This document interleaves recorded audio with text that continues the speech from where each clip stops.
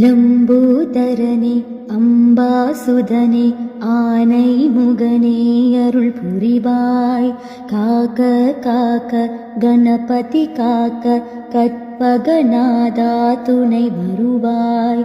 திருபம் கவசம் திசைகளை துளக்க திருநீர் வைரம் சிந்தையை விளக்க சந்தன காப்பு சதுமறை முழக்க மலரும் கற்பக இறைவா போற்றி.